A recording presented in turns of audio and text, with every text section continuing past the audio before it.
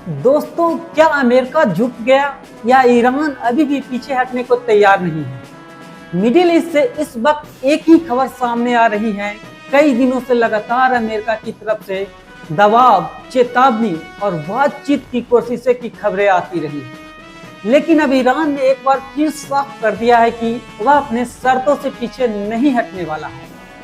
दोस्तों, रिपोर्ट्स के मुताबिक अमेरिका ने एक प्रस्ताव भेजा है जिसमें मध्यस्थता के जरिए तनाव को कम करने और स्ट्रेट ऑफ हॉर्मुज में सामान्य आवाजाही बहाल करने की बातचीत कही गई है। बदले में कुछ प्रतिबंधों और सैन्य गतिविधियों में राहत देने का संकेत भी बताया गया, लेकिन ईरान ने इस प्रस्ताव को स्वीकार नहीं किया है। दोस्तों, ईरान का कहना है कि जब तक क्षेत्र में संघर्ष और सैन्य कार्रवाई जारी रहेगी, तब तक वह अपनी सुरक्षा से जुड़े हर फैसले में कोई ढील नहीं देगा। ईरानी अधिकारियों का कहना है कि केवल आश्वासनों से भरोसा नहीं बनाया जा सकता, और यही वजह है कि अब पूरी दुनिया की नजरें फिर से स्ट्रेट ऑफ हॉर्मुज पर टिक गई है। दुनिया के बड़े हिस्से का तेल इसी समुद्री रास्ते से गुजरता है। अगर यहाँ तनाव बढ़ता है तो इसका असर केवल मिडिल ईस्ट तक सीमित नहीं रहेगा, बल्कि पूरी दुनिया की अर्थव्यवस्था, तेल की कीमतें और अंतर्राष्ट्रीय व्यापार पर भी पड़ सकता है। दोस्तों, इसी बीच यूरोप से नई प्रतिक्रियाएं सामने आई हैं। कुछ यूरोपीय देशों ने आरोप लगाया है कि ईरान यूरोप के अंदर अपने प्रभाव को बढ़ाने की कोशिश कर रहा है।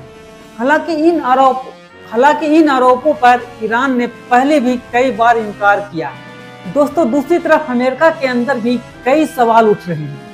कुछ रिपोर्ट में दावा किया गया है कि अमेरिकी प्रशासन के फैसलों को लेकर खुद सरकार के तंत्र भी भीतर से अलग अलग राय देने को मिल रही है। सोशल मीडिया पर राष्ट्रपति डोनाल्ड ट्रंप के बयानों के बाद यह चर्चा तेज हो गई है कि आखिर अमेरिका की अगली रणनीति क्या होगी। उधर इजराइल भी लगातार ईरान के खिलाफ कड़ा रुख अपनाने की मांग कर रहा है, लेकिन हाल के दिनों में जिस तरह से बातचीत और सैन्य कार्रवाई के बीच लगातार बदलाव देखने को मिला है, उससे कई राजनीतिक विशेषज्ञों ने सवाल उठाए हैं।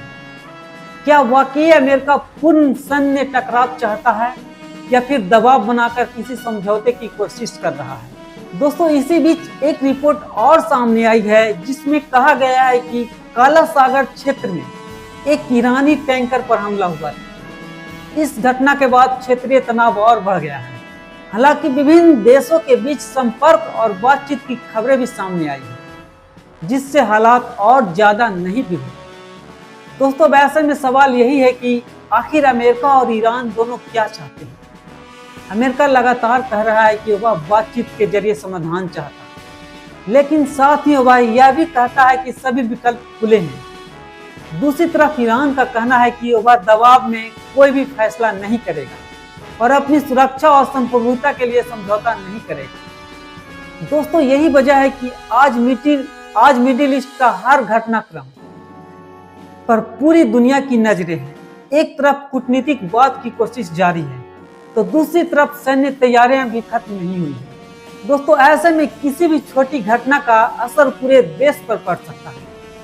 इसी बीच सऊदी अरब, ओमान और कतर और अन्य खाड़ी देशों की भूमिका भी काफी अहम मानी जा रही है।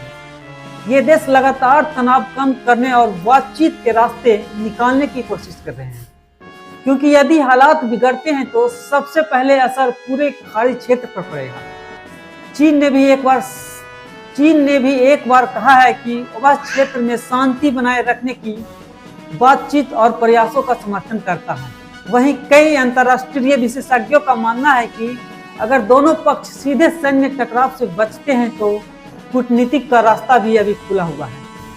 दोस्तों, सबसे बड़ी बात यही है कि पूरे घटनाक्रम में दावे और जवाबी दावे लगातार सामने आ रहे हैं। एक पक्ष कुछ कहता है तो दूसरा पक्ष उसे तुरंत खारिज कर देता है। ऐसे में किसी भी खबर को अंतिम सत्य मानने से पहले आधिकारिक पुष्टि का इंतजार करना बेहद जरूरी है। फिलहाल तस्वीर यही है कि तनाव अभी भी खत्म नहीं हुआ है, बातचीत की संभावनाएं भी बनी हुई हैं और सैन्य तैयारियां भी जारी हैं। आने वाले कुछ दिन तय करेंगे कि मिडिल ईस्ट में शांति की ओर बढ़ेगा या फिर एक नया संकट की तरफ। दोस्तों, आपकी राय क्या है? क्या अमेरिका और ईरान के बीच बातचीत से समाधान निकल सकता है या आने वाले दिनों में तनाव और बढ़ेगा?